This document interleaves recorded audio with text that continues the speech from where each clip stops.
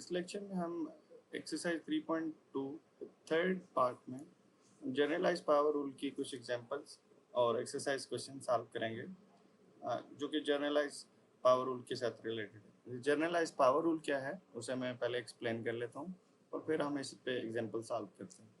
Generalise power rule ये है कि लेट्स से अगर इंटीग्रल में कोई फंक्शन हो एफ ऑफ एक्स और उसकी कोई पावर हो, मेन पावर फंक्शन है ये और ये कांस्टेंट पावर है, साथ में अगर फंक्शन का डेरिवेटिव भी हो, अगर इस होल क्वांटिटी की integration with respect to X अगर कैलकुलेट करें तो उस केस में हमने पावर रूल अप्लाई करना है। दैट इज फंक्शन की पावर इंक्रीज कर देनी है 1 ऐड करके और उसी न्यू पावर से डिवाइड भी कर दें जी। इसे generalize power rule of integration बोलते हैं कह रहे हैं। और जनरलाइज पावर रूल से यहाँ पे मेरा मतलब ये है कि कोई फंक्शन हो, उसकी पावर कोई सी भी हो और उसके साथ डेरिवेटिव अवेलेबल हो, तो फिर हम इस तरह पावर रूल अप्लाई कर सकते हैं। नोट कर लें, इसमें ये डेरिवेटिव वाली टर्म होना ये ज़रूरी है। अगर ये डेरिवेटिव वाली टर्म मिसिंग होगी तो फिर हम पावर रूल अप्लाई नहीं कर सकते। तो ये टर्म यहाँ पे रिक्वायर्ड है।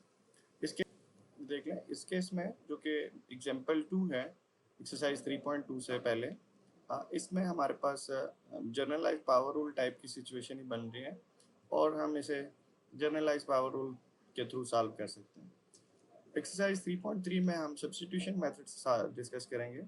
हम इसे इस तरह के क्वेश्चन को सब्स्टिट्यूशन मेथड से भी सॉल्व कर सकते हैं अगर आप पावर रूल के थ्रू सॉल्व ना करना चाहें जी। अब इसमें देख लीजिएगा सिचुएशन क्या है। हमारे पास फंक्शन अगर हम सपोज करें F of X is equal to X square minus 1, अगर इसका डेरिवेटिव कैलकुलेट किया जाए D F by D X तो वो डेरिवेटिव होगा 2x।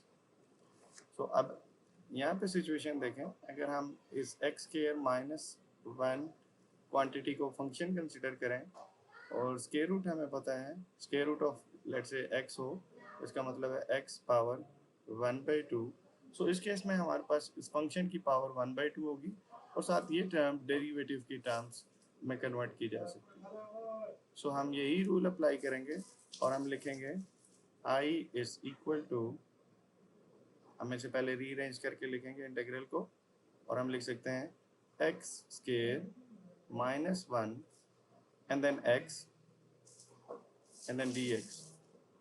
अब यहाँ पे नोट कर लें डेरिवेटिव 2x है तो हम 2 से डिवाइड भी कर लेंगे एंड 2 से मल्टीप्लाई भी कर लेंगे। 2 से मल्टीप्लाई डिवाइड कर लें तो इंटीग्रल पे फर्क नहीं पड़ेगा और हम इस तरह कर सकते हैं डेरिवेटिव वाली टर्म बनाने के लिए।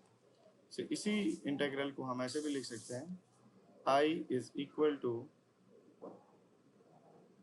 1/2, डिनोमिनेटर में जो कांस्टेंट है इसे हम आउटसाइड दी इंटीग्रल शिफ्ट कर लेंगे and then function which is X square minus 1 whole power 1/2, साथ में डेरिवेटिव है 2x and then whole integration with respect to x हो रही है। सो सेम यही सिचुएशन इस वक्त बन रही है, फंक्शन की पावर साथ में डेरिवेटिव हो तो हम पावर रूल अप्लाई कर लेंगे और पावर रूल सिंपल ये है कि पावर में ऐड कर लें। सो 1/2 इसी तरह आएगा और पावर जो कि फंक्शन की पावर है -1/2 प्लस 1, इसमें 1 ऐड कर लेंगे और इसी न्यू पावर से डिवाइड भी कर लेंगे and then constant of integration साथ में ऐड कर लेंगे। और अगर इसे सिंप्लीफाई करें तो हम इस तरह भी लिख सकते हैं I is equal to 1/2 and then X square minus 1 whole power 3/2, यहाँ डिनोमिनेटर में भी 3/2 आएगा एंड प्लस c। और अगर इसे सिंप्लीफाई करके लिखें तो हम इस तरह भी लिख सकते हैं I is equal to 1/2 and 2/3 and X square minus 1 3/2 plus c। Denominator में जो टर्म है इसे जब नोमिनेटर में शिफ्ट करेंगे तो उसका रेसिप्रोकल लेना पड़ेगा, इसे रिवर्स करना पड़ेगा। जब 2 कैंसिल हो जाएंगे और आंसर आएगा 1/3 X square minus 1 whole power 3/2। So हम लिख सकते हैं I is equal to 1/3 X square minus 1 whole power 3/2 plus c। So ये फाइनल रिजल्ट है इंटीग्रल का। सो ये जनरलाइज पावर रूल की एक एग्जांपल थी। इसी तरह एक्सरसाइज 3.2 से पहले एग्जाम्पल 4 है, इसके इसमें भी power rule, generalize power rule की टाइप की एग्जाम्पल है ये, हम उसी मेथड से सॉल्व कर सकते हैं। तो हमारे पास इंटीग्रेंट में है square root of X and then square root of X plus 1।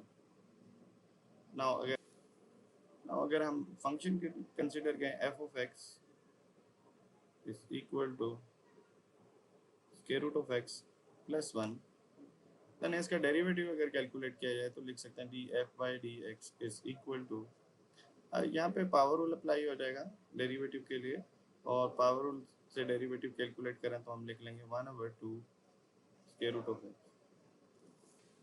जो इस बेस पे हम इस इंटीग्रल को लिख सकते हैं, सपोज आई पर integral is equal to, note कर लें यहाँ पे डेरिवेटिव में टर्म डिनोमिनेटर में 2 कांस्टेंट आ रहा है, सो इसलिए हम 2 से मल्टीप्लाई भी कर रहे हैं और 2 से डिवाइड भी कर रहे हैं। एंड देन यहाँ पे इस टर्म को ऐसे लिख रहे हैं square root of X plus 1, अभी स्टेज पे ऐसे लिख रहे हैं, एंड देन डी एक्स। ये अब ये जो 2 constant outside the integral shift कर लेंगे, एंड देन ये जो फंक्शन वाली टर्म है इसे बेशक पहले लिख रहे हैं, और जो डेरिवेटिव वाली टर्म है which is 1/2 square root of X इसे बाद में लिख रहे हैं। अब अगेन वही सिचुएशन बन रही है, ये फंक्शन का डेरिवेटिव है और डिनोमिनेटर में फंक्शन है। सो इस केस में देख लें सिचुएशन ऐसी हो कि D F by D X and then 1/, function हो 1/, फंक्शन पावर 1। सो इस केस में जो इंटीग्रल है वो log ऑफ फंक्शन के इक्वल होगा, because generalize power rule applicable नहीं है, बिकॉज जनरलाइज पावर रूल उस वक्त एप्लीकेबल है जब n+1 not equal to 0, because denominator में n+1 टर्म आ रही है, और इस तरह भी कह सकते हैं n is not equal to -1।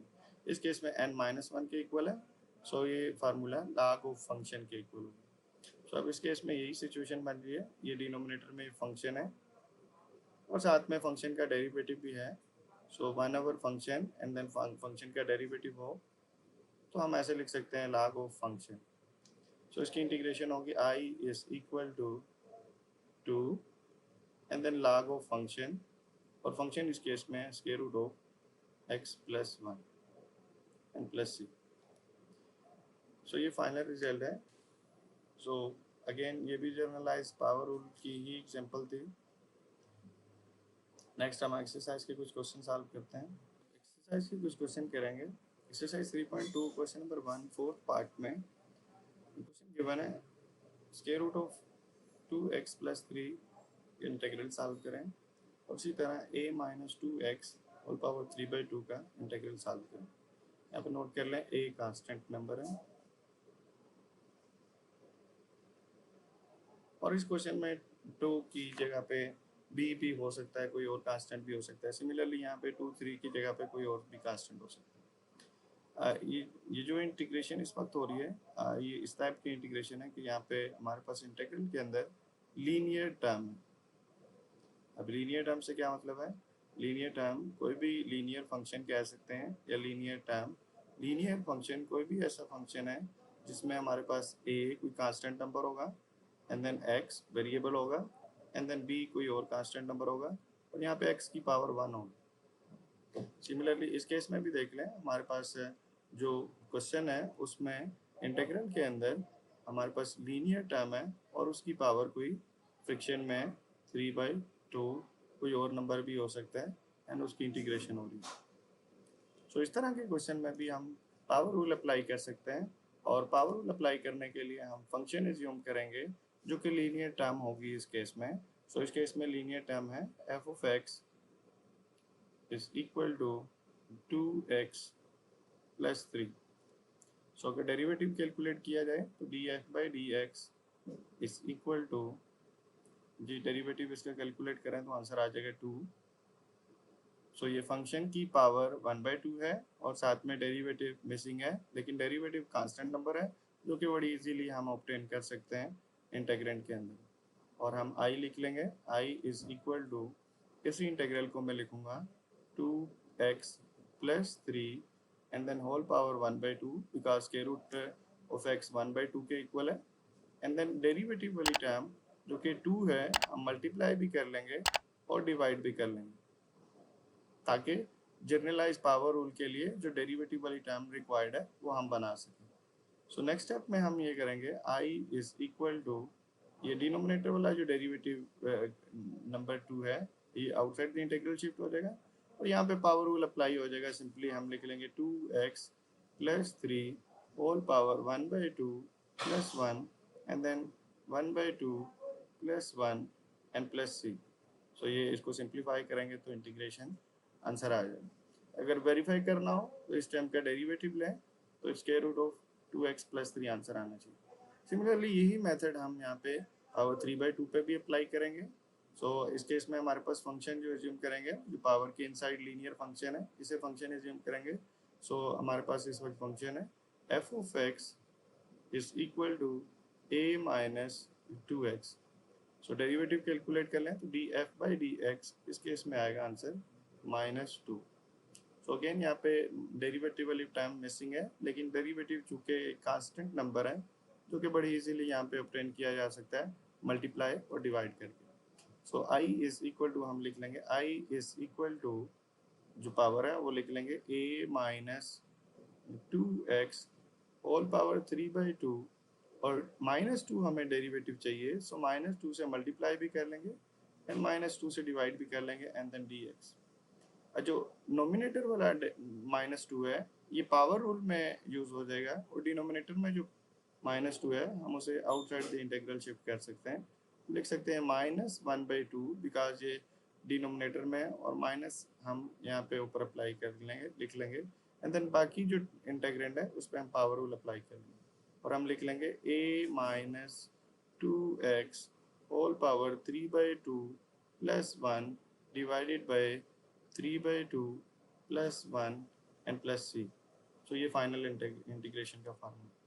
So general form क्या है अब यहाँ पे नोट कर लें, जब भी हमारे पास इंटीग्रल के अंदर कोई लीनियर फंक्शन हो, लीनियर फंक्शन से मतलब ऐसा फंक्शन जो कि ax प्लस बी टाइप का फंक्शन हो, अगर हम उसकी और उसकी कोई सी भी पावर हो, let's say p power q हो, अब यहाँ पे p और q कोई भी इंटीजर्स हो सकते हैं, ये नेगेटिव पॉजिटिव पावर कोई सी भी हो सकती है।